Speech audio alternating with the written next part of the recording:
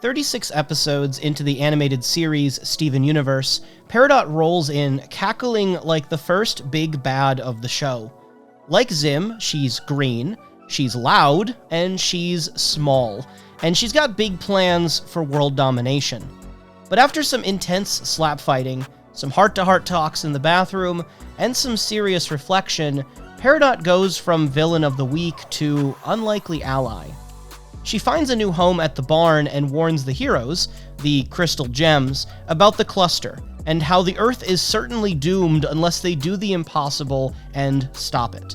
After unquestioningly serving the Diamond Authority for thousands of years, Peridot gets emboldened by her new friends and tells her boss Yellow Diamond where she can shove her cluster.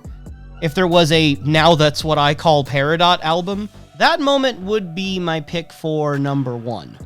But as the series continues, Peridot falls further and further by the wayside. She and Lapis get dumped in the barn, until eventually when even Lapis leaves her behind. Peridot gets frequently flanderized as the goofy comedic side character and never got the real resolution that I would have wanted. But despite all of this, Peridot is 100% my favorite character in Steven Universe. Within the fan community, there's plenty of folks who headcanon Peridot as asexual, aromantic, or both. That's how series storyboard artist Maya Peterson views the character. And for believers, it's backed up by the 2017 book Fusion for Beginners and Experts, which further states that Peridot doesn't want to fuse. And in Steven Universe, fusing can sometimes be read as a romantic relationship. I get the asexual and aromantic readings of Peridot. It tracks, and it's cool ace representation if you make it your headcanon. But unless you clicked on this video without somehow reading the title or looking at the thumbnail, you probably know where I'm going to go next. Peridot as autistic representation. As a quick rundown, autism is a developmental disability that affects many areas of a person's life. An autistic person might need clearer communication and have difficulty socializing, display repetitive kinds of behavior, and be more sensitive to their environment, whether it's bright lights or lots of sound, or maybe it's certain smells or textures. Autism is a type of what's called neurodivergence, meaning that we think differently and perceive the world differently from neurotypical people. In general, autistic people tend to be hyperactive to small stimuli in the environment, have trouble distinguishing between what should be ignored versus what should be carefully considered, be highly focused on details rather than the big picture, make decisions by method rather than efficiency, i.e. they may not go by their gut feelings, and they also might use more time and energy to do the same things that non-autistic people do. Around 2% of people are diagnosed with autism. As of 2010, 1 in every 54 children is diagnosed as autistic. But these numbers only reflect the people who have been officially diagnosed, and many autistic people have not received a formal diagnosis. For example, data suggests that at least half of all autistic people in the United States are not diagnosed. And because of accessibility and biases in the testing system, the condition is especially underdiagnosed in girls, Black, Indigenous, Asian, and Latinx people, along with those in poverty. The truth is that autism is a diverse condition, and it's one that's often stereotyped and misunderstood. This perpetuates a stigma, not just toward that particular image of autistic people, but also toward who can be perceived as autistic in the first place. Throughout this video, I'm going to be referring back to the book Unmasking Autism by Dr. Devon Price. Here's how he put the situation. In media, nearly every autistic character is a white man with a monotone voice, rude demeanor, and penchant for science. Think of the irascible genius Rick from Rick and Morty, the hyper-competent yet cold Sean Murphy from ABC's The Good Doctor, or the nerdy and condescending Sheldon Cooper from The Big Bang Theory. Dr. Price contrasts these stereotyped representations with some more varied examples from modern media. Characters like Abed Nadir from Community, Symmetra from Overwatch, and Beth Harmon from The Queen's Gambit. And if you're autistic and you like or identify with Rick or Sean Murphy or Sheldon Cooper, that's totally fine. But it's important to tell other stories and reflect other lived experiences as well. Not only is this good for people who connect with these other characters by putting someone on screen who the viewer can identify with, but it also helps spread awareness to non-autistic people by saying, hey, autism can look like this too. And you may have noticed that I've been saying us and we, and that's because I'm autistic too. All throughout my childhood, I was seen as the weird kid. I was perceived by my peers and teachers as smart and good at school, but at the same time, I was also seen as a bit awkward and lacked what other people called common sense. And for a long time, all of my life, I didn't know why. I just thought they were random, different elements of my personality that made me a bit different than other people. Then, however, in November of last year, and that would be 2022, I sought out autism testing. Thinking I wasn't actually going to be shown to have autism, I thought they were going to say I had some kind of social anxiety. But then, surprise, I actually did get diagnosed with autism. And ever since then, I've been trying to put together all these pieces and connect all the dots. Dr. Devon Price's book has helped me, but what's also helped me is media. The 4 fictional characters that I currently connect with the most when it comes to autism are not confirmed cases within their respective series. It's basically my headcanon, with how I experience their characters and how I relate to them. Lane Iwakura is navigating a confusing world and trying to understand herself. Dale Cooper is an outsider with a lot of in-depth knowledge and quirks that make him an eccentric. And Nanami Kiryu is a teenager who anguishes over the idea that if others saw what she was really like, she'd be seen as some kind of space alien. Lane, Cooper, and Nanami are not necessarily all autistic characters. I'm not saying it's something you can prove or something you particularly have to feel, but they're characters that I've related to, and I related to them before my diagnosis. And now, since my diagnosis, I'm starting to understand and unravel more of why. And that's where Peridot comes in. See, now that I've laid out all this context, I really want to dive into a few of the reasons why someone, myself included, might see Peridot as autistic or read her character that way. And importantly, I also want to discuss why that representation matters.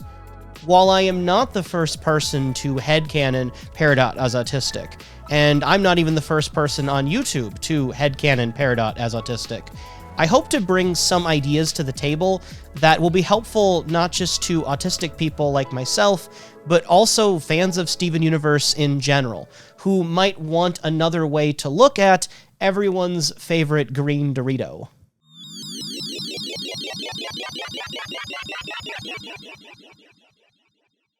A lot of neurodivergent people have rich internal worlds, so let's start with the mind. A big thing with Peridot is that she's tuned into rationality above almost everything else. As Dr. Price writes in Unmasking Autism, autistic people tend to defer to logic and reason rather than emotion or intuition, which can be exhausting and take time, but it can also make us less prone to errors. Again, this is a tendency and not 100% linked with autism, but it does fit Peridot to a T.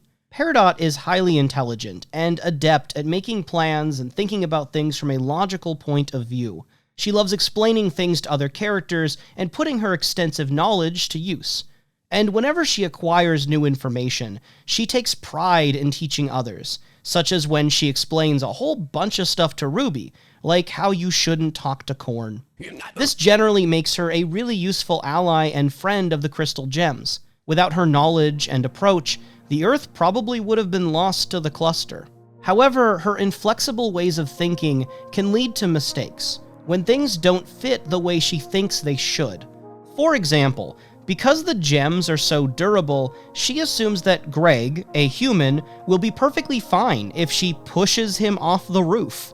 And because of her rank and gem status, she automatically assumes that she's the new leader of the Crystal Gems. Because, duh, who else could it be? It's not uncommon for autistic people to use very black and white thinking. I'd say it's actually been one of my biggest personal struggles. Especially when I was a teenager and when I was younger, as an adult, if someone acted in a way that I didn't understand or didn't personally fit the way that I saw the world or thought things should work, it could really upset me.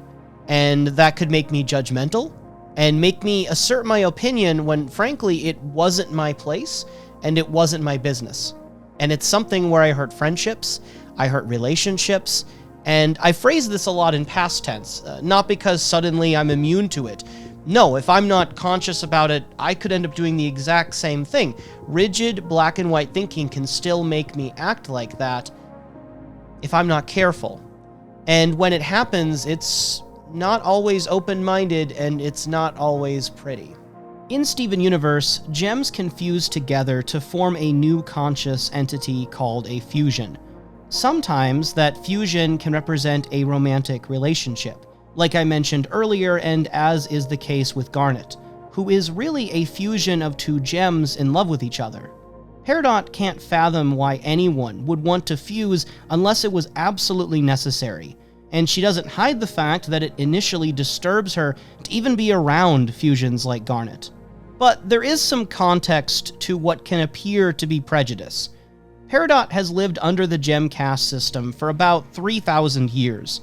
She was presented with laws and orders that were inflexible and inviolable. Fusing was only ever done to accomplish specific tasks or to create machines for war.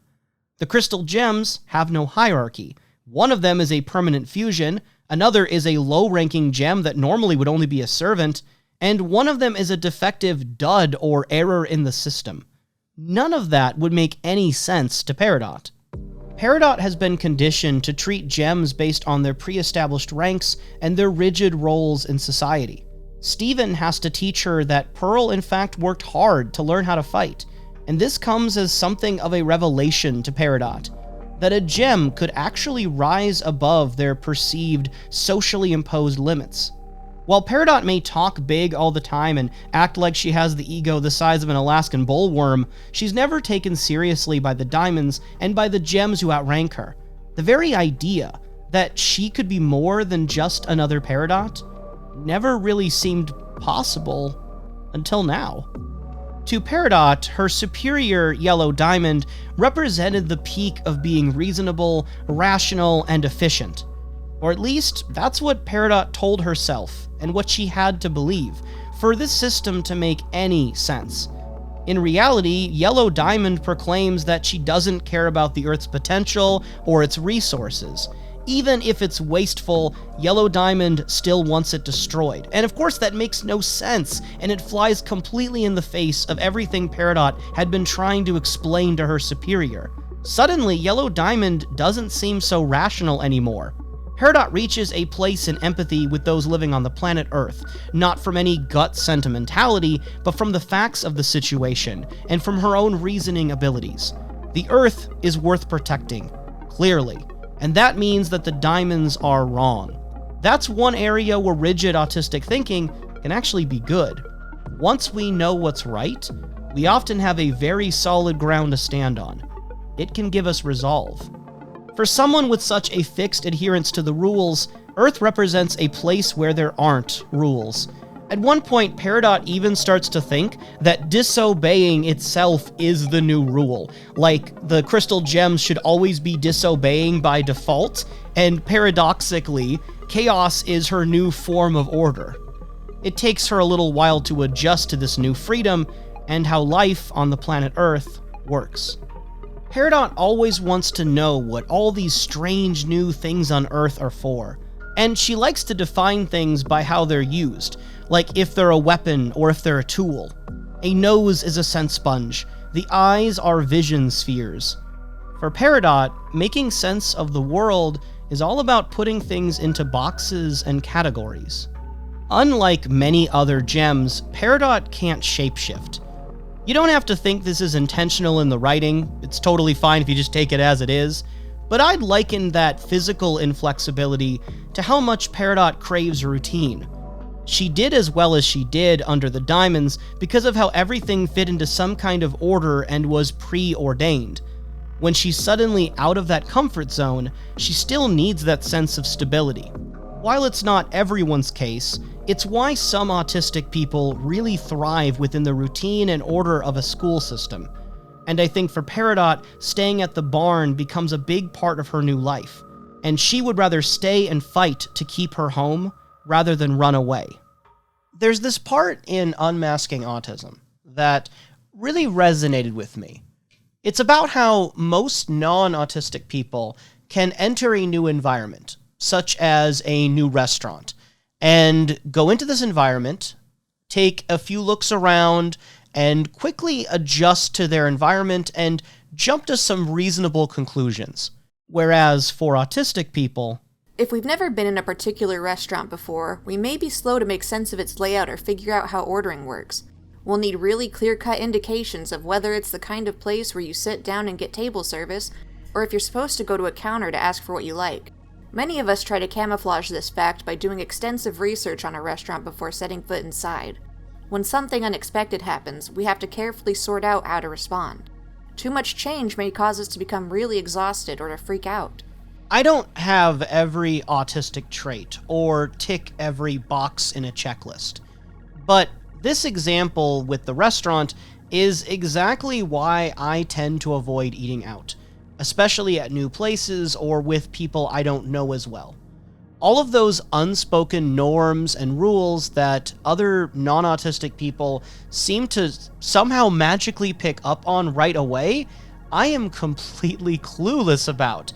And unless someone directly tells me what to do, I don't know what I'm supposed to do. Like, I'll do these strange things or say these strange things because I'm just trying to figure it out all in that moment, and it doesn't come naturally to me. Peridot's confusion about the world and misunderstandings have a great in-universe context. She is literally an alien from another planet. And for what it's worth, you could point out that Lapis is sometimes pretty similar to Peridot. Neither of them immediately understands Earth slang. For example, Lapis at one point responds to someone saying, "Ready, Freddy," by saying, "I'm Lapis." It's the kind of thing you could also see Peridot doing too. I have two major thoughts about this. First, it's a reminder that a trait I might look at as an autistic trait in Peridot might be able to be totally explained by the fact that Peridot is a literal alien. And it goes to show that you do not have to read Peridot as autistic for the show to make sense or for her character to make sense. But second, this reminds me of a real-life scenario that people in our world sometimes say. So sometimes non-autistic people will say to an autistic person something along the lines of, "Oh, I think we're all a little bit autistic in our own way." And on the face of it, on a certain level, that's totally true. And actually, it brings up a good point. There's this recognition there that people don't neatly divide into categories like normal versus abnormal. In fact, most people have sensitivities to certain things, or are different from other people in certain specific ways. But in many other regards, that kind of statement that we're all a little bit autistic can be a bit disheartening to hear, because although everyone may experience some of the things that autistic people experience, there's a big difference in how often that happens, how strong these experiences are, and how those aspects affect our lives. It is not the same thing. So while Lapis and other characters from time to time may show some of the same autistic traits as Peridot, I still think Peridot experiences all of it so much more deeply and consistently. For example, take that scenario earlier with Ready Freddy and Lapis. For many autistic people, metaphors, idioms, and jokes can be a bit hard to understand or pick up right away.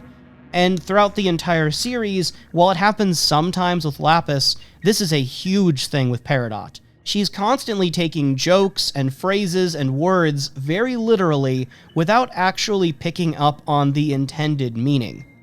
Oh man, Peridot, me! I am not. That would violate our truce agreement. You're a real gem, Perry. Yes, I am a gem. You can log your thoughts on the internet, too. You just have to keep it under 140 characters. That's so many people. You look like a square. It's a rectangle. Peridot is self-conscious, and she wants to fit in, and she wants to appear to her friends as someone who is cool and someone who is funny. And like how she sometimes practices conversations ahead of time, Peridot also practices jokes, even when she doesn't understand them. And as the show goes on, sometimes she succeeds, and says something intentionally funny, with her own specific Peridot brand of humor, of course. H2, oh my gosh. It's a smaller than average lake. But even after a lot of practice, reading tone and specifically sarcasm still doesn't come naturally to her. Earlier I mentioned that neurodivergent people often have rich internal worlds, and for many autistic people, this can take the form of what are called special interests. A special interest is exactly what it sounds like.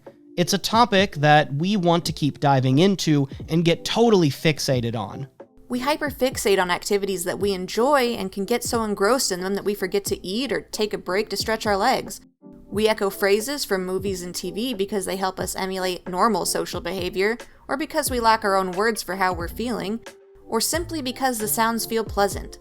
Many of us watch the same movies over and over or read and compile facts about our favorite subjects, far beyond the point that an autistic person would find entertaining. When it comes to special interests, autistic brains are total sponges, absorbing facts and figures at a rate that seems kind of inhuman to neurotypical people. We can develop a special interest in nearly anything. And if anything is a special interest to Peridot, it has to be Camp Pining Hearts. It's not TV in general, no, it's this oddly specific old series that no one else in Steven Universe cares nearly that much about. But Peridot gets obsessive. She starts charting things. She's going on tangents about which romantic pairings in the show would make the most logical sense, and she'll talk to anyone about it who is willing to listen. Peridot would even post about Camp Pining Hearts on Twitter, which culminated at one point in a 672-page essay about her least favorite character on the show. As an autistic person who has talked for a frankly flabbergasting amount of hours about Twin Peaks and Teen Titans and Utsuna and other things like that through podcasts and YouTube videos, obviously I can't relate. But Peridot also has other hobbies and favorite things that may or may not be special interests. For example, Peridot loves her technology, and she enjoys fixing things. Attachment to objects is part of the diagnostic criteria to diagnose autism, and she definitely is attached to her limb enhancers and later her tape recorder. Her fascination with tech could be a special interest, a way to keep her hands busy, something that gives her a feeling of control, or maybe a mix of all that. Peridot's desire to fix things extends naturally to gardening, which she picks up at the barn.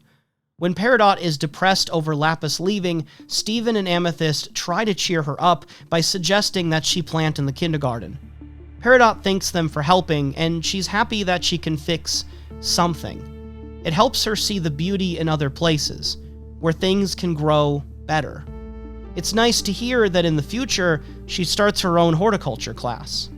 And then there's the aliens. Not only does Peridot's ship look strikingly similar to a stereotypical UFO, but she also immediately self-identifies with alien iconography, at one point saying of a stuffed alien plush, "It understands." I've definitely heard a few autistic people say that they relate to aliens or robots, because so often we feel out of place in the world.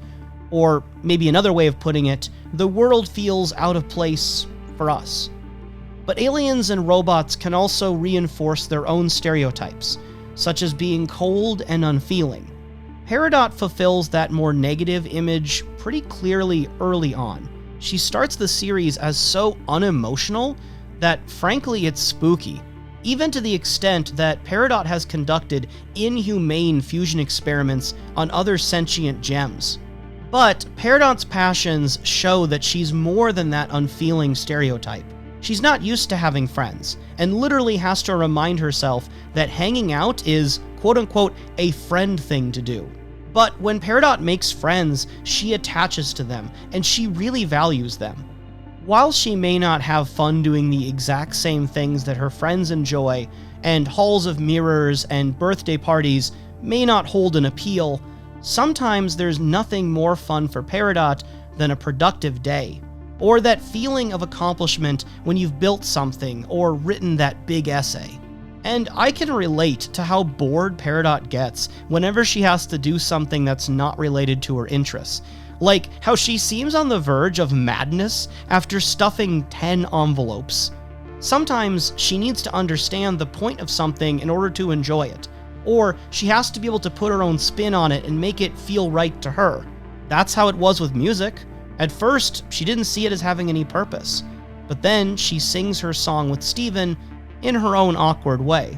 I'm not sure anyone is put more outside of their comfort zone in the show than Peridot.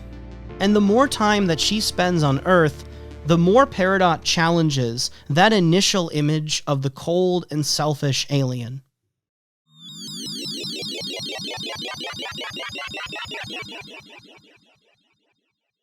Here's a list of some things that autistic kids and adults might do.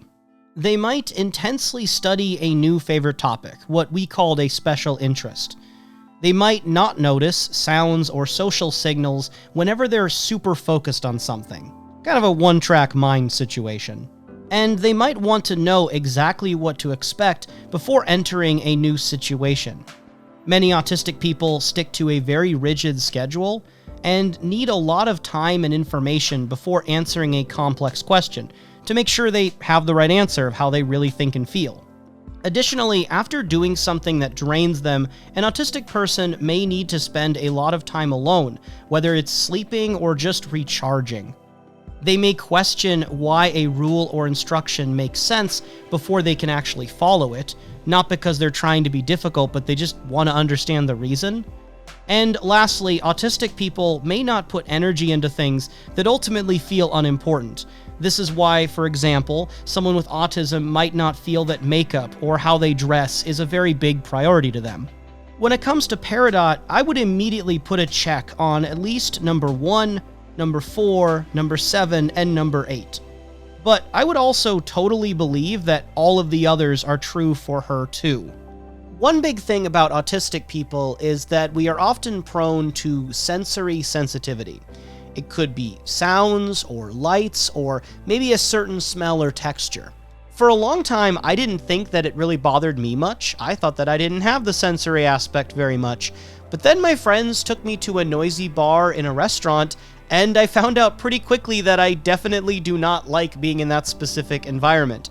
And certain types of large group gatherings, they can also really cause me distress just from all of the lights and sound. As for Peridot, I don't think she's especially sensitive to a lot of stimuli. Peridot gets startled by lightning and thunder, but loud storms are gonna be scary if you've never experienced one before. And I'm also not sure if Peridot stims much. Stimming is what you call frequent repetitive behaviors, which can be like hand flapping or chewing on your fingers. It's oftentimes a way to deal with extra energy or to react to the environment. Curiously, moving and stacking cans can be a way of stimming, and the DSM-5-TR lists stereotyped or repetitive motor movements as a diagnostic criteria, and Peridot literally has the ability to do that with her metal mind powers. So make of that however much or little you would like. But I will say this, Peridot definitely has some, shall we say, unconventional movements. She'll do this thing where she frog leaps sometimes, or run like a dork to defend her friends. A lot of it's definitely played for comedy, and I assure you, I also think Peridot is funny and I do laugh about this. But it's also a specific kind of humor that the writers and animators don't usually use for other characters in the show. Peridot just moves different. My Girl Scout leader shamed me in front of the whole troop for years because I always sat with my knees pressed to my chest. My body craved the pressure of sitting in a curled-up gargoyle posture. Many autistic people enjoy sitting this way. Yeah, Peridot often goes into this gargoyle curl. She gets in that pose to self-soothe and calm herself, and also she'll do that when she's excitedly talking about Camp Pining Hearts. And while I'm not sure exactly what Peridot's environmental triggers are, she's had more than one meltdown in the show. It's enough to prompt a remark from Pearl one time that Peridot was having, quote, one of her temper tantrums again. Then there's how a lot of autistic people can have a more flat affectation when we speak, because tone can be harder for us. Peridot's the same way, like when she is given a gift and she unenthusiastically says in a monotone voice, Oh, wow, thanks. and there's other times where her tone of voice can seem oddly aggressive or just not fitting for the situation. Flowers for you, flowers for you, flowers for you. One of the traits that made a few of my friends wonder if I was actually autistic is how blunt I can be. Again, not every autistic person is the same, but Peridot and I definitely have that trait of being honest to the point of accidentally being brutal. She'll say whatever is on her mind without a filter, which at first she doesn't understand can hurt other people. She'll say something unintentionally condescending, like, "You're a much more intelligent creature than I thought." Or she'll directly tell someone she doesn't care if she's not interested in what they're talking about. To her, she's just stating facts.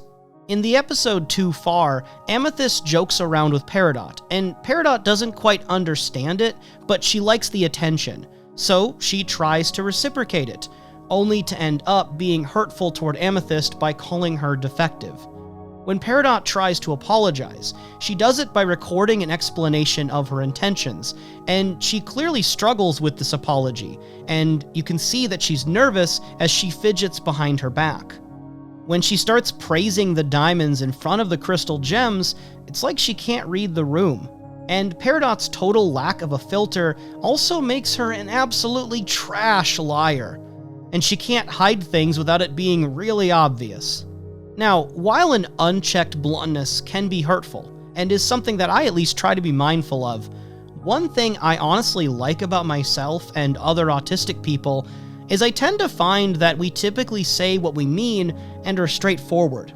I often find it easier to talk to my autistic friends because they'll tell me if something's wrong or if there's a problem. Another autistic trait is repeating words or phrases, and Peridot's favorite word would appear to be Claude.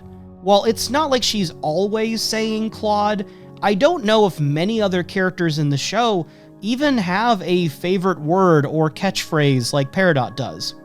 In general, Peridot also has a pretty unusual way of wording things, and I don't think you can explain all of it by just saying she's a space alien when other gem characters not from Earth also don't do this.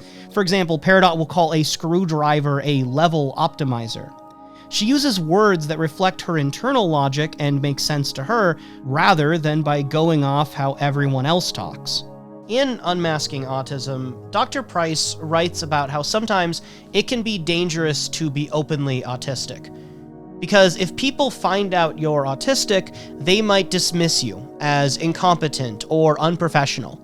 It can hurt relationships and it can hurt careers. Even right now, there's this hesitance in me to self-disclose.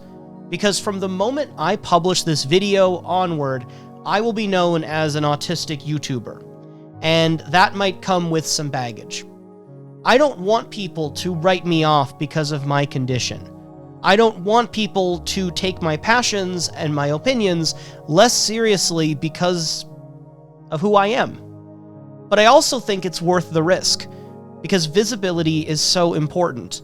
And anytime someone opens up about being autistic, it can help other autistic people know that there's others out there going through some of the same things. And it can also help non-autistic people understand our experiences just a bit more. Again, I didn't know I was autistic until 7-8 months ago? I can't count. But I didn't know before then, and I wish I had more access to information that maybe could have helped me understand this even before getting my diagnosis. And that's also why I am showing my face in this video. It's something I haven't done before, and I'm honestly not that used to this. So you have a face to put with the person talking. I'm hoping that helps a bit with the visibility and, helps me show that I'm being real with you. But the pressure to hide our autism leads many people to mask. Masking generally consists of two types of behavior. Camouflaging, which is attempting to hide or obscure our autistic traits in order to blend in with other people, and compensation, which is using specific strategies to overcome challenges or impairments, and basically to appear like we're independent and high-functioning in society, even if internally we are screaming. Another way of seeing it is that autistic people mask to get by in a world that isn't always friendly to us and isn't always accommodating to our needs. As Dr. Price explains, autistic people are born with the mask of neurotypicality pressed against our faces. All people are assumed to think, socialize, feel, express emotion, process sensory information, and communicate in more or less the same ways. Our first experience of ourselves as a person in the world, therefore, is one of being othered and confused. We only get the opportunity to take our masks off when we realize other ways of being exist. I've been very fortunate, though, in that I don't think I've actually needed to mask very much and very often for my own survival or to be taken seriously. Part of it might be that since I'm perceived as a white male, I more easily fit into that acceptable mold of autism. So even when I wasn't diagnosed, it was something people could maybe understand a bit more, and I didn't feel the need to have to cover that up or hide it as much. But part of it also is that I've had some really great friends and supportive friends in my life who've accepted my quirks and didn't make me feel like I had to act any other way. Most of the masking that I'm aware that I do relates to avoiding social situations, and I'll reroute my life, often in inconvenient ways, to avoid situations that give me a lot of anxiety. But one of the most interesting things to me about Peridot in Steven Universe is that I don't think she masks hardly at all. Maybe her limb enhancers work as a metaphor for masking, since they're literally how she props herself up and interacts with the world, but she moves past the limb enhancers really early into the show, and she spends the rest of the series authentically herself. And it was through reading Unmasking Autism that I came to the realization that Peridot might be an example of unmasked autism in children's media. I don't think she's a perfect character with perfect writing, but there's something really valuable about this kind of representation. Constantly needing to mask can be really damaging to autistic people. Masking autistics are more at risk of anxiety and substance abuse. 20 to 37% of people with anorexia are autistic. Autistic people also are more at risk for financial exploitation, domestic violence, relational abuse, emotional manipulation, and being indoctrinated into radical groups and cults. I don't think unmasking will fix all of those things, but it can be a vital step. Whenever we mask, it might help us blend into the world around us, but it can also make us feel like we're living a lie, and it can be harmful to our self-image and our self-esteem. Unmasking and being openly autistic also allows us to advocate for real change so that our needs can be met, rather than to try to stifle our needs for the sake of not rocking the boat. So I think representation of unmasked autism in media, especially in kids' media, can do a lot of good, even if it is unofficial headcanon representation like with Peridot. Children watching Steven Universe get to see someone living authentically and unmasked with a lot of autistic traits.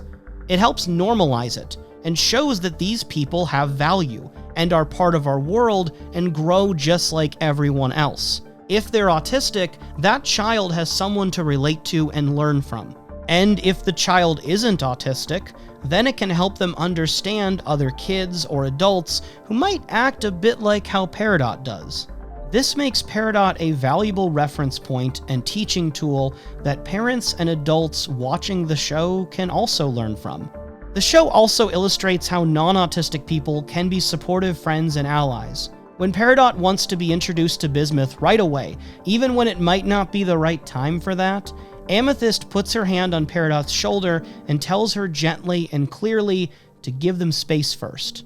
Garnet explains fusion to Peridot by comparing it to how she ships Percy and Pierre from Camp Pining Hearts. In other words, Garnet explains this difficult concept to Peridot by tying it into her special interests. And Steven patiently and helpfully explains all these new concepts to her, like what rain is. You know, rain, the life-sustaining sustenance of Earth that helps things grow, like in a garden. You know, rain. At the end of the day, there is no cure for autism. Nor do I really want there to be. Because although it is a disability and it can cause inconvenience and hardship, it's also who I am. And I don't really want to change all of that. There are aspects of my autism that, in fact, I love. For example, autism can make some of us very direct, and our directness can make us honest and clear people, which can be good not just for ourselves to live an honest life, but also be good for the people around us too. In the workplace, carefully dispensed autistic candor can come in handy. Phrases like, "No, I don't have time for that," "I'm uncomfortable with this," and "What's your budget?" cut through elaborate social performances and render vague matters far more concrete. I'm capable of being too blunt or saying the wrong thing at the absolute worst time, but for the most part I've figured out how to put my autistic candor to work for me, after years of trying to hide it. Peridot's rigid sense of order can be stifling and limiting, but it can also lend her a clarity of justice that lets her stand up for what's right. Even before siding with the Crystal Gems, she took Steven's side when she knew that he hadn't done anything wrong. And it's that same logical side of her that enabled her to take a stand against the Diamonds. Not out of swayable emotion or obligatory duty, not because she had to, but because she saw the value of living, thinking for herself, and always improving. When Peridot gets her new visor, it looks like Kamina's glasses from Gurren Lagann. And more than potentially anyone else in that series, Kamina embodies the ethos of Gurren Lagann, which, if I had to reduce to a few words, would be something like grow, make progress, always advance, and audaciously rebel. Drill, baby, drill. Even while benched for most of the series, Peridot experiences genuine growth by the end of Steven Universe Future. In the episode In Dreams, after being about as disappointed by the return of Camp Pining Hearts as I was in Twin Peaks The Return, Peridot's singular desire was to use Steven's power to reboot the show in his dreams in order to fix it. Steven was afraid that if he couldn't make this work, he might end up losing Peridot. But Peridot, once she realized what Steven was going through, she reassured him that they don't need an excuse to hang out, that their friendship is past that point where it only revolves around a TV show. Peridot clearly cares about him as a person, and since he trusted her in the past, now she'll trust him. Her farewell to him is a call to action, for him to be the Steven he wishes to see in the world, to be the best version of himself based on his own ideals. If you ask me, Peridot wears the Kamina glasses well. Glasses, mind you, which bear more than a passing resemblance to Garnet's visor, sort of like how her torso resembles pearls, and the stars on her legs are like amethysts. Then, to complete this setup, she gets her own Steven shirt. How much she identifies with her friends and loves them and feels supported by them, maybe it goes without saying. There's this nice part in Unmasking Autism, where Dr. Price outlines some of the negative stereotypes about autistic people and shows how they can also become positive traits. And I think all of these strengths on the right side represent Peridot perfectly by the end of Steven Universe. What can be negatively arrogance can also be confidence and having the principles to stand up for what's right and speak out. Being cold and unfeeling could also be analytical and noticing things that other people miss. Maybe you're not as likely to get swept up in the heat of the moment. Sure, sometimes people might say you're annoying and loud, but you can also be enthusiastic and outspoken, experiencing a rich happiness and beauty in the world. So what if people think you're childish? What it can also mean is that you're curious, you're open-minded, and you're experiencing joy at the small things. I know that I can be awkward, but I can also be authentic and unique. I guess that's why I'm talking about children's shows on YouTube. Remember what Peridot said in the episode Kindergarten Kid. Us Peridots are tougher than we look.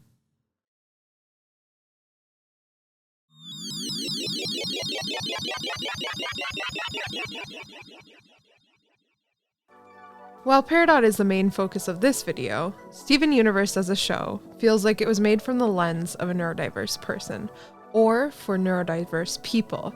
The show helps teach social skills in a way that never assumes the viewer inherently knows the unspoken rules of society. It gently holds your hand as it navigates the challenging social dynamics, and the viewer can learn along with Steven. This has been personally helpful for me in learning social skills. Entering the world of Steven Universe feels like how the world appears in my mind. As an autistic woman, I struggle to comprehend that the real world can be an evil place, and people can be deceiving. The world of Steven Universe feels right to me, a perfect world where love is the answer and people are generally good. That isn't to say that the characters are one-dimensional, or that the world is always peaceful. One of the show's main themes is teaching Steven and the viewer that people can have multiple roles, and that relationships are complex. Rose Quartz, Steven's mother, can also be Pink Diamond, the villainess, and Steven learns that people are multifaceted and multidimensional, and that is okay. This does not make her good or bad, because the world is not black or white, but all shades of gray. The show also has a wide variety of representation, from LGBTQIA undertones to people of color being in main roles. The experience can be relatable to a diverse fan base. Ultimately, Steven Universe creates a world where any viewer can feel at home. It tackles heavy topics such as the death of a parent, alienation, identity, etc., in a way that is gentle and safe. I also wanted to mention that the topics covered in this video were characteristics of autism and not necessarily diagnostic criteria pulled from the DSM-5. This video is not intended to diagnose autism, and many people have some characteristics of autism but do not quite meet the threshold of diagnosis. It's important to seek professional testing if you feel it's necessary. Diagnosis is a complex process that requires intensive testing, as autism is a complex disorder. If you are a non-autistic person and you're not sure how to talk to someone who is autistic, here are some basic do's and don'ts. I ask that you practice kindness and respect in the comments section for this video. I want this to be a place where people can feel comfortable and safe sharing their thoughts, feelings, and experiences. And if you are autistic and looking for support and community, I've put on the screen some groups and resources that you may want to look into. I can't personally verify these or say that they will be for sure a right fit for you personally, but wherever you find it, community can be very important. Being autistic can feel very isolating. We're not always going to be the way our family wants us to be. Our friends may not ever fully get us. And the demands of school and work and quote-unquote real life might feel wrong to our very being. I know that better autism representation in media is not going to be a cure-all for all of this. But if you've ever really identified with a fictional character before, you know how comforting and empowering that can be. To be able to point at a character on a screen and see a reflection of yourself. It could be Entrapta, Lilo, Starfire, Luna Lovegood, Sam, Woo Young Woo, Spock, or even Hank Hill. For me, it's Peridot, who helps me understand myself a bit better and shows me ways to grow. Who is it for you? Thanks, everyone. Until next time, ciao.